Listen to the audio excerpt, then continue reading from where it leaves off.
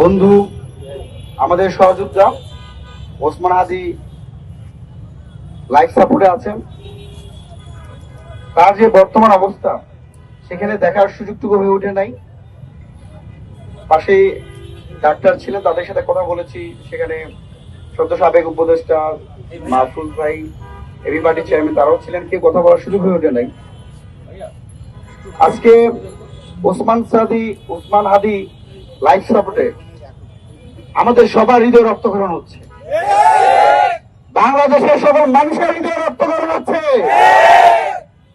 আমার ভাই প্রকাশ্যে দিবালোকে আমাদের রক্তের বিনিময়ে গঠিত সরকারের আমলে গুলিবিদ্ধ হয়ে আইসিইউতে থাকতে হয়।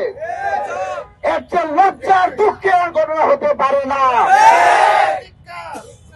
ডাক্তার বলেছেন তার গুলি কানের নিচে লেগেছে, এখানে একটা হাড় আছে, সেই হাড়টা ভিতরে রয়ে গেছে। সেখান থেকে যদি ইনফেকশন ছড়ানোর সম্ভাবনা রয়েছে, যার কারণে যেটা শুনেছি এখন পর্যন্ত যে তার মাথার খুলি আলাদা করে ট্রিটমেন্ট করতে হবে। এমন একটা বাস্তবতা আমরা দাঁড়িয়ে আছি। আর আসলে আমাদের অনেক লজ্জা লাগে। দেখুন, এই যে আরো এক সপ্তাহ আগে ওসমান হাদি তার ফেসবুকে পোস্ট দিয়েছিলেন, তার মাকে, তার বোনকে, তার প্রিয়তমা স্ত্রীকে দর্শন করার হুমকি দিয়েছিলেন, এবং তাকে প্রকাশ্যে গুলি করে হত্যা করার হুমকিও তাকে দিয়ে হয়েছিল। লজ্জার বিষয়, গত 10 দিনে পুরো বাংলাদেশের মানুষ সেই ঘটনা জানতে পারলো। প্রধান উপদেষ্টা প্রফেসর মোহাম্মদ ইউনূসের ঘুম কিন্তু চোখ থেকে যায় নাই। আমরা কেমন একটা বাংলাদেশে বাস করি? একজন নাগরিক, একজন জুলাই আন্দোলনের অন্যতম নায়ক, যিনি ইনকলাব মঞ্চের মুখপাত্র, ঢাকা 8 আসনে সংসদীয় আসনে সে নির্বাচন করবে, তার ন্যূনতম সিকিউরিটি এই গভর্নমেন্ট দিতে পারছে না। এই লজ্জা আমরা কোথায় রাখবো? আওয়ামী লীগকে আমরা বাংলাদেশ থেকে পালিয়ে যেতে বাধ্য করেছি, তা আমাদের সরকার খায় দায় আর ঘুমায় থাকে। আমরা অন্তর্বর্তীকালীন সরকারের মধ্যে আহ্বান জানাবো, আমরা বিবৃতি মার্কা সরকার দেখতে চাই না। আমার ভাই যেখানে লাশ পড়ে সীমান্তে হত্যা হয়, হাদির আইসিইউতে থাকে, নুরুকরা আইসিইউতে থাকে, শুধু সরকার শুধু তীব্র নিন্দা জানিয়ে রাখে। একটা লজ্জার মেরুদণ্ডহীন সরকার বাংলাদেশে আর 53 বছর ছিল না।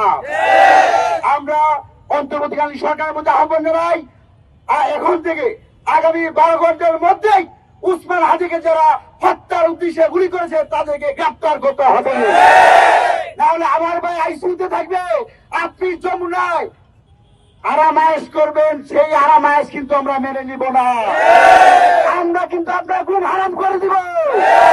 সেই ভাই যদি আর চাকরিতে না হয়, আমরা আপনাদের ঘুম হারাম করে দিব। প্রকাশ্যে দিবালোকে বিজয়নগরে যে ঘটনা আমরা শুনেছি কিছুক্ষণ আগে, যে ওসমান হাদি আজকে সেখানে নির্বাচন গণসংযোগ করবেন, তার জন্য তিনি ফেসবুকে আহ্বান করেছেন, তারা যাকে পছন্দ করে ভালোবাসে তারা যেন সেগুন বাগিচা যায়। সেগুন বাগিচা থেকে তারা একসাথে 10 জন একটা টিম ছিল, 5টা রিক্সা নিয়ে তারা বিজয়নগরে কালভার্টে যায়। এই যারা হত্যাকারী, কি পরিমাণ ভয়াবহ কিলিং মিশনে তারা নেমেছে। এই হত্যাকারী সেগুন বাগিচা থেকে তারা লিফলেট বিতরণ করেছিল হাদির সাথে। সর্বশেষ যখন তারা কালভার্ট রোড থেকে তারা চলে যাচ্ছে, তখন এই শুটার গুলি করে তাকে হত্যার উদ্দেশ্যে গুলি করা হয়েছে। আপনারা চিন্তা করেন, আমরা কিন্তু বারবার বলছি জুলাই আজ ধ্বংসস্তূপে পরিণত হয়েছে। জুলাইয়ের সমস্যায় যুদ্ধরা আজকে তাদের জীবন নিয়ে সংকটাপূর্ণ অবস্থা দাঁড়িয়েছে। সেই জায়গাতে তাদেরকে টার্গেট কিলিং করা হচ্ছে। সাধারণ মানুষের কোন নিরাপত্তা দিতে এই সরকার ব্যর্থ হয়েছে। আরেকটা বিষয় না বললেই নয়, আমরা দেশবাসীর কাছে আসলে আমাদের কোথাও যাওয়ার জায়গা নাই। এদেশে আমরা ছিলাম, আমাদের শেষ রক্তবিন্দু থাকা পর্যন্ত আমরা দেশে থাকবো। আমাদের নিরাপত্তা দেশের জনগণ দিবে। আমরা জনগণের মধ্যে আহ্বান জানাই, আমার ভাই হসপিটালাইজ, সে আইসিইউতে আছে, আপনারা সকলেই প্রত্যেকটা মসজিদ, মন্দিরে, গির্জায় তার জন্য দোয়া করবেন।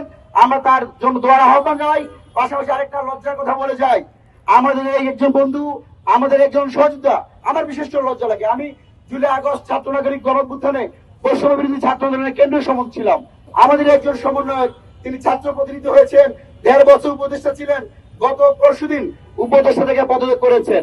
দেখুন, আমাদের হাদি আইসিইউতে আছে, আর সেই সত্য ঘোষিত সত্য পদত্যাগকারী উপদেষ্টা আসিফ মাহমুদ বিজয় র্যালি করছে। আমরা দেখেছি আমাদের হৃদয় রক্তকরণ হচ্ছে, আর তারা বসে বসে তামাশা দেখছে।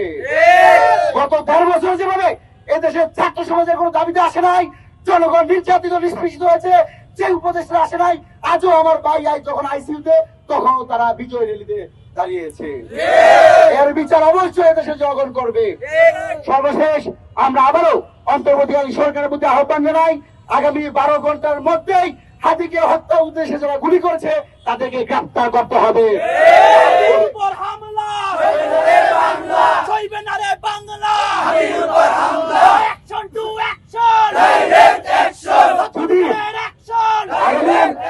আগামী 12 ঘন্টার মধ্যে, আমরা কেন বলছি 12 ঘন্টা, সবসময় বলি 24 ঘন্টা 48 ঘন্টা, একদম ঢাকার প্রাণকেন্দ্রে একটা অবস্থিত জায়গা, সেখানে শত শত সিসিটিভি ফুটেজ রয়েছে। সেখান থেকে 12 ঘন্টার মধ্যে যদি হত্যা যারা হামলা করেছে তাদেরকে গ্রেফতার করে না হয়, তাহলে আগামী 24 ঘন্টা পর আমরা যমুনাও ঘেরাও করবো। এই পর্যন্ত সবাইকে শান্ত শৃঙ্খল থেকে আমার ভাই বন্ধু সহযোগিতা ওসমান হাদির জন্য দোয়া করবেন। আল্লাহ যেন তাকে আমাদের জায়গায় নিয়ে আসে, আবার যেন সে ভারতের আগ্রাসনের বিরুদ্ধে প্রতিবাদ করতে পারে।